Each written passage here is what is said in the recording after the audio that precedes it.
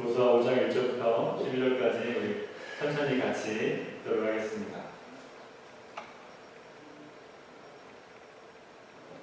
요단 서쪽의 아모리 사람의 모든 왕들과 해변의 가나안 사람의 모든 왕들이 여호와께서 요단물을 이스라엘 자손들 앞에서 말리시고 우리를 건너게 하셨음을 듣고 마음이 녹았고 이스라엘 자손들 때문에 정신을 잃었더라.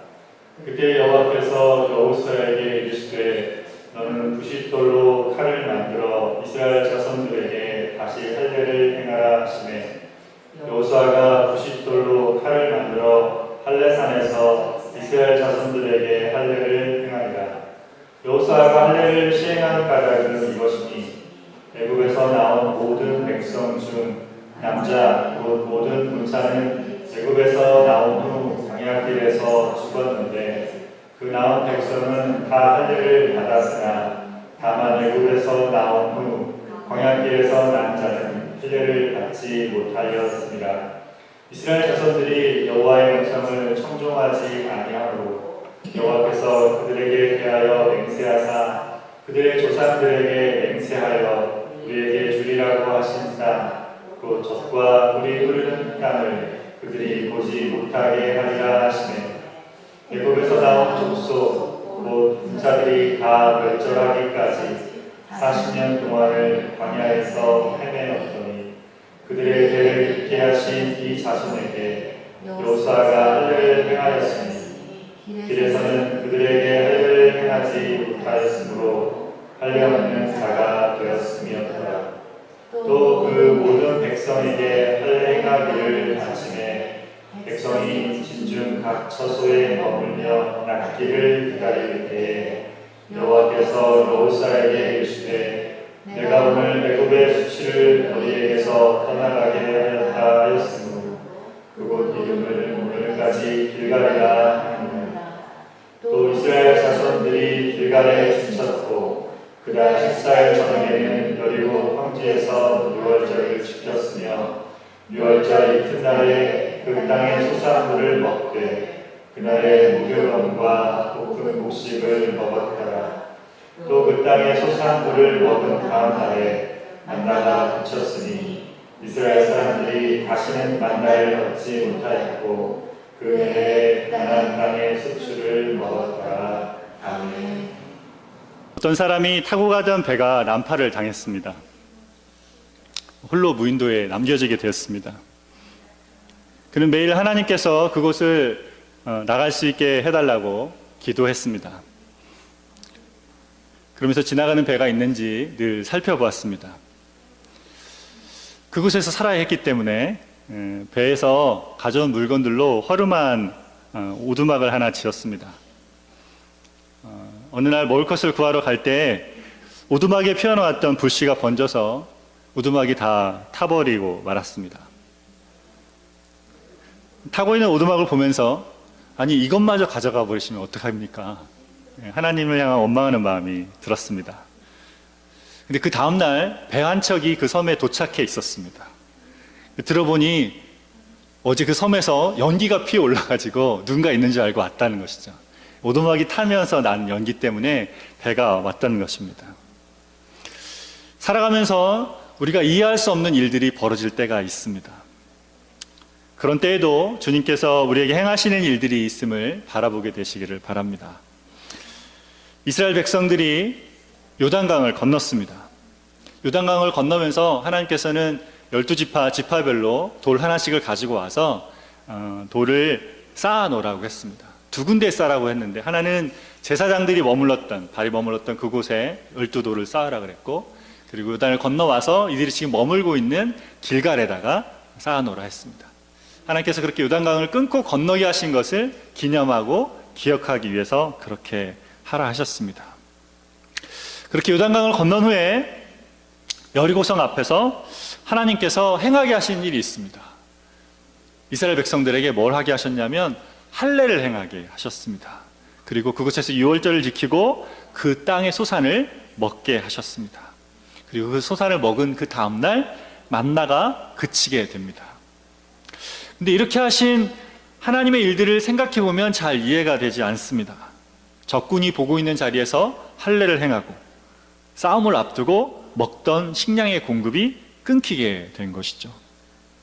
오늘은 요단강을 건넌 후에 하나님께서 하시는 일들을 통해서 우리에게 가르쳐 주시는 교훈을 함께 나누기를 원합니다.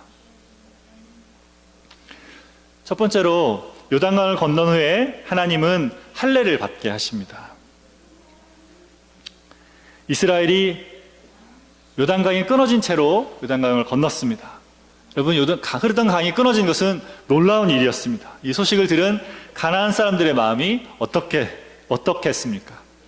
이들의 마음이 다 녹아내렸습니다. 1절에 이렇게 말하고 있습니다. 요단 서쪽의 아모리 사람의 모든 왕들과 해변의 가나안 사람들의 모든 왕들이 여호와께서 요단물을 이스라엘 자손들 앞에서 말리시고 우리를 건너게 하셨음을 듣고 마음이 녹았고 이스라엘 자손들 때문에 정신을 잃었더라. 아모리와 가나안의 모든 왕들이 여호와께서 요단물을 말리시고 요단강을 건너게 하신 것을 듣고 마음이 녹고 정신을 잃었다고 말하고 있습니다. 가나안 땅에 살고 있는 모든 사람들이 야, 이제 우리는 죽었다라고 복창하고 있는 것이죠. 그런 때였습니다. 여러분, 이런 때는 어떻게 해야 됩니까? 이런 때는 진격해서 적을 무찔러야 합니다. 싸움은 이런 때 하는 거죠. 전쟁에서 사기가 굉장히 중요하지 않습니까? 그렇죠? 사기가 완전히 올라가 있는 거죠. 멜 깁슨이 주연한 브레이브 하트라는 영화나 또 백제와 신라의 그 전쟁을 다룬 황산불이라는 영화가 있는데 그 두 진영이 이렇게 대치를 하고 군사들이 대치한 상태에서 서로 상대의 사기를 꺾고 우리 아군의 사기를 일으키기 위해서 욕도 하고 멋진 연설도 하가는 것을 볼 수 있습니다. 네. 사기가 중요하죠. 운동 경기를 해도 홈팀이 완전히 이렇게 유리하지 않습니까? 홈팬들의 우렁찬 응원소리가 경기에 상당히 많은 영향을 끼치게 됩니다. 이스라엘이 요단강이 끊어진 상태로 건넜다는 소식에 가나안 땅들의 왕들의 마음이 녹았고 정신을 잃을 정도였습니다. 이대로 그냥 공격을 하면 그 땅을 다 차지할 수 있었을 것입니다. 근데 그런 때 하나님께서 뭘 하게 하십니까? 2절 말씀 같이 읽어보겠습니다. 2절, 그때에 여호와께서 여호수아에게 이르시되 너는 부싯돌로 칼을 만들어 이스라엘 자손들에게 다시 할례를 행하라 하시매. 그때에 명시되어 있죠. 그때 하나님께서 이때를 아시는 거죠. 건너왔고 이들이 이런 때라는 걸 1절의 상황을 아시는 거죠. 그런데 그러한 때에 그런 거예요. 그런 때에 할례를 하게 하십니다. 다시 할례를 하라 그랬는데 우리가 읽어보면 알지만 예전에 출애굽하기 전에 했던 할례를 이제 여기서 다시 하라는 거죠. 2번 하라는 게 아니라 못했던 할례를 하라는 것이죠. 할례는 아브라함 때 하게 하신 것으로 하나님과 언약관계에 들어가는 표였습니다. 남자아이가 태어난 지 8일 만에 행하는 할례를 통해서 하나님의 백성이 되는 표를 삼았습니다. 여러분, 할례가 뭡니까? 남자의 생식기의 표피를 제거하는 것이죠. 요즘으로 하면 포경수술한다 이렇게 말합니다. 할례를 행하면 어떻게 됩니까? 싸우기는 고사하고 걷기조차 힘들죠. 그러지 않습니까? 네, 그렇습니다. 이렇게 적들을 앞에 두고 할례를 행하는 것은 굉장히 위험한 것이었습니다. 적들이 쳐들어오면 어떻게 되는 거죠? 모두 죽을 수밖에 없는 그런 상황에 처하게 되는 것입니다. 창세기 34장에 보면 야곱의 식구들이 세겜 땅에 들어갑니다. 근데 세겜의 성의 추장이 야곱의 딸 디나를 강간하고 디나와 결혼하겠다고 이야기를 합니다. 그때 야곱의 아들들이 세겜의 모든 남자들이 할례를 행하면 결혼을 허락하겠다고 이야기를 하죠. 그래서 그들이 다 할례를 받았습니다. 근데 이때 야곱의 아들들이 디나를 욕보했다고 무력한 그들을 모두 죽이게 됩니다. 이스라엘 사람들은 할례를 행하면 이렇게 무력한 상태가 되는지 모르지 않았습니다. 마음이 녹은 적들 앞에 두고 진격이 아닌 할례를 행하라 하시는 하나님의 명령이 잘 이해가 되지 않았을 것입니다. 하나님께서 왜 이들에게 이런 할례를 행하게 하신 걸까요? 4절에서 7절 말씀 다시 한 번 더 읽겠습니다.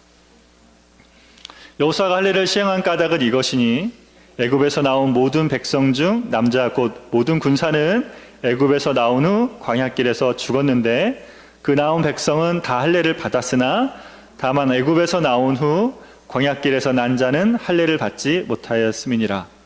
이스라엘 자손들이 여호와의 음성을 청종하지 아니하므로 여호와께서 그들에게 대하여 맹세하사 그들의 조상들에게 맹세하여 우리에게 주리라고 하신 땅 곧 젖과 꿀이 흐르는 땅을 그들이 보지 못하게 하리라 하시매 애굽에서 나온 족속 곧 군사들이 다 멸절하기까지 40년 동안을 광야에서 헤매었더니 그들의 대를 잇게 하신 이 자손에게 여호수아가 할례를 행하였으니 길에서는 그들에게 할례를 행하지 못하였으므로 할례 없는 자가 되었음이었더라.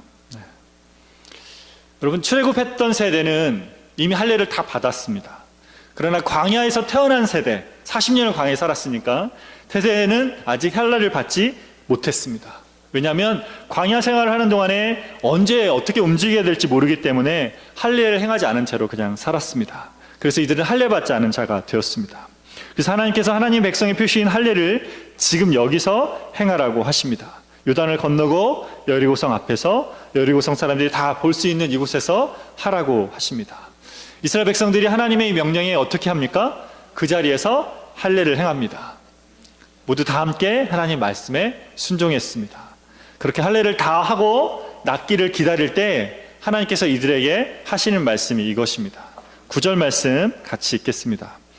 여호와께서 여호수아에게 이르시되 내가 오늘 애굽의 수치를 너희에게서 떠나가게 하였다 하였으므로 그곳 이름을 오늘까지 길갈이라 하느니라. 하나님의 명령에 순종해서 할례를 행한 이스라엘에게 하나님은 내가 오늘 애굽의 수치를 떠나가게 했다라고 하셨습니다. 이곳이 이들이 머물렀던 그곳의 이름을 굴러간다라는 뜻의 길갈이라고 하셨습니다. 길갈에서 할례를 행함으로 애굽의 수치를 굴려보낸 것입니다. 여러분, 애굽의 수치가 무엇입니까? 애굽의 수치는 이스라엘 백성들이 애굽에서 노예로 살던 것을 말합니다. 근데 여러분, 출애굽 2세대는 애굽에서 안 살았잖아요. 근데 이 할례를 행함으로 그 애굽의 수치가 굴러가게 했다고 그러잖아요. 정확하게 말하면 애굽의 수치라는 것은 노예로 살면서 이들 안에 자리한 노예 근성을 말합니다. 이스라엘 사람들은 애굽에서 나온 다음에도 여전히 그 노예 근성을 버리지 못하고 살았습니다. 출애굽한 이후에 조금만 어려움을 겪으면 하나님과 모세를 원망했습니다. 홍해 앞에서 바로의 군대를 보면서 뭐라고 합니까? 애굽에 매장지가 없어서 우리를 이곳에서 죽게 하느냐 그랬습니다. 그리고 우리 그냥 놔두라 그랬잖아, 이렇게 원망합니다. 물이 없어 목이 마르면 물 없다고 원망을 하고, 먹을 것이 없을 때는 애굽에서 고기 먹던 때, 가마 곁에서 음식을 배불리게 먹던 때를 그리워하면서 원망했습니다. 정탐꾼 10명의 보고를 듣고 나서는 약속의 땅에 들어가지 못하게 됐다고 울면서 원망했습니다. 애굽에서는 나왔지만 여전히 애굽의 노예로 살던 자리를 그리워하고 마음이 늘 그곳을 향하고 있었던 것입니다. 노예 근성이 남아 있었던 것이죠. 이제 요단강을 건넌 후에 약속의 땅에서 이들은 하나님의 말씀에 순종해서 할례를 행했습니다. 적군들 앞에서 할례를 행한다는 것은 하나님 말씀에 하나님을 신뢰하는 것에 생명을 내어드리는 것이었습니다. 그렇게 말씀에 순종했을 때 하나님은 애굽의 수치가 굴러갔다라고 말씀하십니다. 더 이상 애굽의 노예 근성으로 사는 자들이 아니라 참 하나님의 백성으로 살게 되었다라고 선언하시는 것입니다. 이것이 요단강을 건넌 후에 하나님께서 처음으로 이스라엘에게 행하신 것입니다. 이것은 바로 하나님의 백성의 정체성을 세우는 것이었습니다. 생각해 보십시오. 여러분, 할례를 행하는 것은 요단강 건너기 전에도 할 수 있었어요. 그렇지 않습니까? 시간도 있었고 그때는 건널 방법도 없었기 때문에 거기서 다 하고 건너와도 되는 것이었죠. 근데 하나님께서 지금 요단을 건너온 다음에 이것을 행하게 하십니다. 대낮에 다 드러내놓고 군사적으로 무기력한 백성이 되게 하시는 것이죠. 왜 이렇게 하는 것입니까? 왜 이렇게 하는 것입니까? 여러분, 이렇게 하는 것은 약속의 땅에 살아가는 첫 번째 조건이 바로 하나님 백성의 정체성을 갖는 것이어야 된다는 것을 하나님이 알려주시기 위해서 그런 것입니다. 다른 무엇보다도 이것이 가장 중요한 것이죠. 가장 중요한 것입니다. 하나님 백성의 정체성으로 사는 것, 그것이 가장 중요한 것입니다. 여러분, 이게 뭘 의미합니까? 하나님 백성은 하나님의 주되심을 인정하며 살아야 된다는 것입니다. 사는 것도 죽는 것도 하나님 손에 있고 가진 것도 모두 다 하나님의 것인 것을 인정하며 사는 백성이 되어야 된다는 것이죠. 하나님 주시는 약속의 땅에서 가장 중요한 것이 바로 하나님의 다스림, 주권 안에 살아가는 백성이 되는 것입니다. 하나님께서 예수님을 믿는 우리에게 요구하시는 것도 이것입니다. 예수님을 믿는 우리에게 제일 중요한 것은 뭔가를 성취하고 이루어내는 것이 아닙니다. 우리에게 가장 필요하고 중요한 것은 우리가 예수님으로 인해서 하나님의 자녀가 됐다는 것을 확인하는 것입니다. 예수님께서 우리의 주 되셨다는 것을 고백하며 사는 것입니다. 우리의 생명과 우리의 모든 것이 다 주님께 속해 있음을 우리가 믿는 것입니다. 이게 너무 당연하고 쉬운 것 같지만 살면서 우리가 쉽게 놓치는 것이 바로 이것입니다. 우리는 뭔가를 행하는 것으로 우리의 존재됨을 보이려고 합니다. 내가 어떠한 사람인지 하는 일로 다른 사람에게 알리고 싶어 합니다. 우리 부모님이나 우리 배우자나 자녀들을 통해서 내가 누구인지를 알리고 싶어 합니다. 내가 가진 직업이나 행한 업적을 통해서 다른 사람에게 자랑하고 인정받고 싶어 합니다.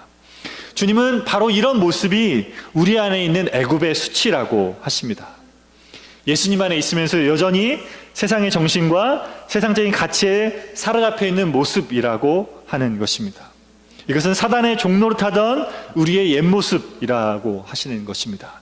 교묘하게 자리하고 있는 이런 것들이 바로 우리가 할례 받아야 될 모습이라는 것입니다. 우리가 그리스도인 된 것은 우리 어떠함으로 된 것이 아닙니다. 예수님을 믿는 것으로 우리는 하나님의 자녀가 되었습니다. 영접하는 자, 곧 그 이름을 믿는 자들에게는 하나님의 자녀가 되는 권세를 주셨으니 라고 말씀하십니다. 예수님을 믿는 자들, 영접한 자들은 어떤 사람들입니까? 어떤 사람들입니까? 영접한다, 이게 무슨 말입니까? 예수님을 주님으로 모셔드리는 거죠. 내 안에서 정권이 바뀌는 것입니다. 내가 주인이었던 것이 예수님이 주인인 것으로 바뀌는 것이죠. 더 이상 내가 주인이 아니라 주님이 주인이 된 사람을 말합니다. 그래서 십자가에서 나는 예수님과 함께 죽었고 이제 예수님이 내 안에 산다는 것을 고백하는 사람이죠. 갈라디아서 2장 20절에 있는 말씀처럼 내가 그리스도와 함께 십자가에 못 박혔나니 그런즉 이제는 내가 사는 것이 아니요 오직 내 안에 그리스도께서 사시는 것이라. 이제 내가 육체 가운데 사는 것은 나를 사랑하사 나를 위하여 자기 자신을 버리신 하나님의 아들을 믿는 믿음 안에 사는 것이다, 이렇게 말씀하고 있습니다. 주님이 내 안에 사시며 그분의 다스림이 내 안에 있음을 고백하는 사람이 참 하나님의 자녀인 것입니다. 우리는 이 땅을 하나님 나라에 속한 하나님의 자녀로 살아갑니다. 그 자리에서 우리가 계속 확인해야 될 가장 중요한 것이 바로 하나님의 자녀의 정체성입니다. 내가 누구인지를 아는 것입니다. 내가 무엇을 행하는 것으로 존재의 안정감을 삼는 것이 아닙니다. 내가 무엇을 잘해서 인정받으려 하는 것이 아닙니다. 내가 아직 살아있으면 아직 복음을 모르는 것이죠. 아직 옛사람이 내 안에서 주인 노릇을 하는 것입니다. 아직 애굽의 수치를 가지고 있는 것입니다. 그런 사람에게는 애굽의 수치를 굴려보낼 길갈이 필요합니다. 그리스도인으로 살면서 우리는 계속 이 씨름을 하고 있습니다. 내가 주인인지 주님이 내 주인인지를 놓고 씨름을 합니다. 내가 하나님의 자녀인지 세상에 속한 자인지를 놓고 씨름을 합니다. 사단이 나를 정죄해서 죄의식 가운데 들어갈 때 우리가 이것을 쉽게 놓칩니다. 너 그래가지고 뭐 믿는 사람이라고 네가 하나님의 자녀라고 할 수 있어? 이럴 때 우리 쉽게 놓치죠. 이런 소리에 마음을 쓰기 시작하면 내가 누구인지를 잃어버리게 됩니다. 또 믿지 않는 사람과 만나고 그들과 함께 일하면서 내가 누구인지를 잃어버리게 됩니다. 믿지 않는 사람들의 사는 모습을 보면서 이런 생각이 들어오기도 합니다. 내가 예수님 몰랐으면 나도 저 사람들처럼 그냥 편하게 살 수 있었을 텐데, 나도 하고 싶은 대로 할 수 있었을 텐데, 이런 생각이 들어올 때도 있죠. 그럴 때마다 우리가 어떻게 해야 됩니까? 주님, 내가 주님의 자녀가 되었습니다. 내 주님의 것입니다. 주님이 나의 주 되십니다. 주님이 나를 다스리십니다. 이 고백을 하면서 살아가야 되는 것입니다. 그 고백으로 하나님의 자녀 된 것을 붙들어야 되는 것이죠. 그렇게 하는 자리가 때로 이스라엘 사람들이 했던 것처럼 우리가 가장 보기 좋은 기회를 놓치는 그런 상황이 될 수도 있습니다. 어떤 때는 그것이 우리에게 큰 손해가 될 수도 있고 우리가 불이익을 당하게 되는 것일 수도 있습니다. 어쩌면 그게 생명을 걸어야 될 만큼 위험한 일이 될 수도 있습니다. 근데 바로 그런 자리에서 우리가 하나님의 자녀의 정체성을 붙들 때 하나님께서 그곳을 여러분의 길갈이 되게 하실 것입니다. 그렇게 해주시는, 주님께서 주시는 매일매일의 삶 속에서 하나님 자녀의 정체성을 붙들고 살아가시는 저 여러분 되시기를 바랍니다. 두 번째, 요단강을 건넌 후에 하나님은 만나를 그치게 하십니다. 요단강 건넌 후에 이스라엘은 또한 유월절을 지킵니다. 이것은 그들이 지킨 세 번째 유월절이었습니다. 출애굽을 할 때 첫 번째 유월절을 지켰고, 광야에서 시내산에 머물렀다가 1년 정도 머물렀다 출발할 때 두 번째 유월절을 지켰습니다. 그리고 이제 요단강을 건넌 후에 유월절을 지키게 하셨습니다. 여러분, 유월절이 뭡니까? 유월절은 패스오버, 넘어간다는 것이죠. 문에 발라진 어린 양의 피를 보고 죽음의 사자가 넘어갔다, 그래서 유월절, 넘어간다, 이렇게 했습니다. 애굽에서 나오면서 하나님께서 어린 양의 피로 구원하신 것을 기념하여 지키게 했습니다.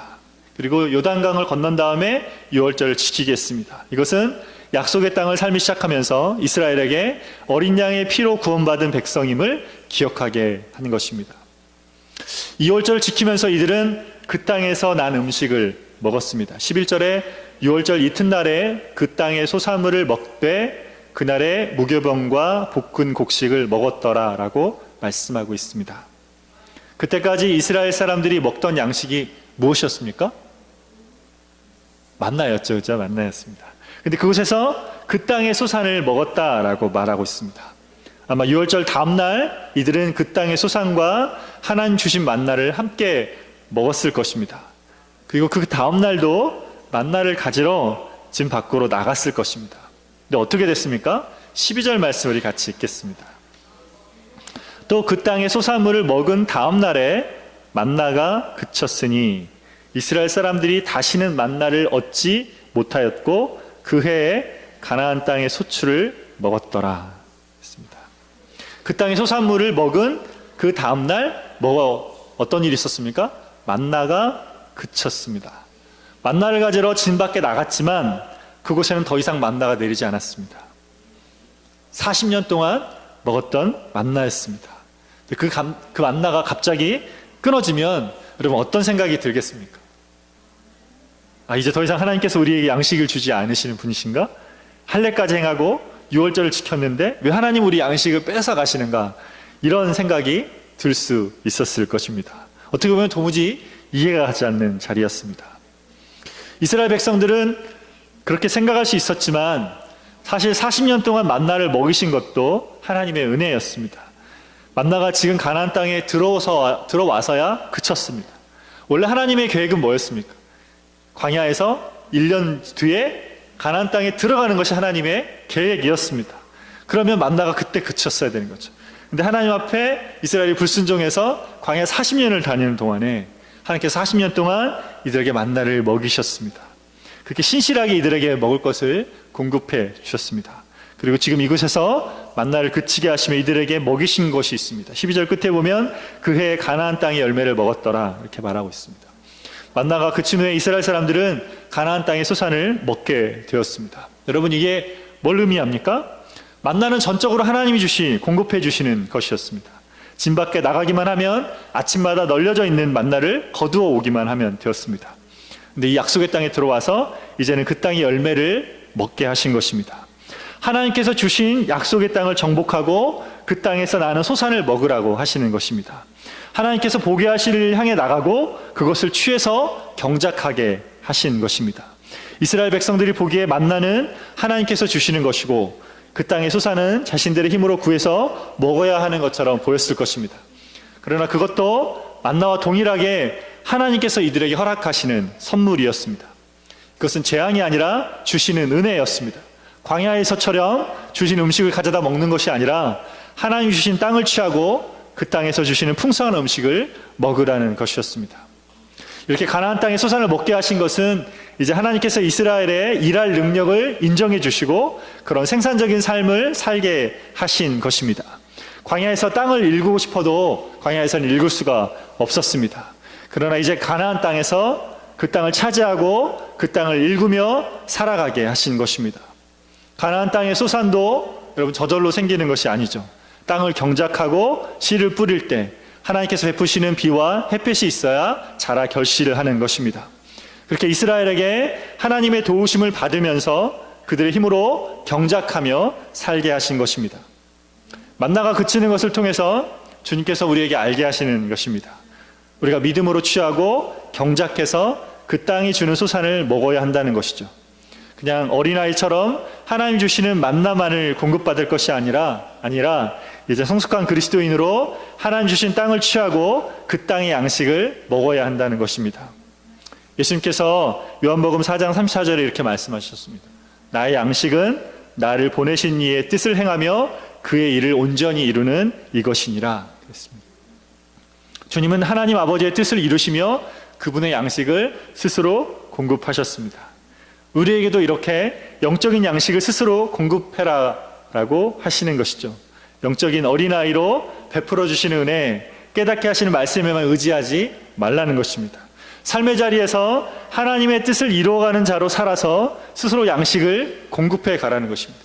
하나님 뜻을 이루어가는 자리, 말씀을 이루어가는 자리, 말씀이 성취되는 자리, 우리가 믿음으로 취해서 얻어야 될 그 땅의 자리에 나가서 그것들을 취하고 그걸 경작하고 거기서 하나님 주시는 것들을 취해서 우리의 양식을 삼아서 우리에게 주신 그 양식을 먹으라는 거죠. 아시겠습니까? 주님께서 그걸 우리에게 하라 하시는 것이죠. 만나가 그친 것은 재앙이 아니라 성숙함으로 나아가게 하시는 하나님의 배려였습니다.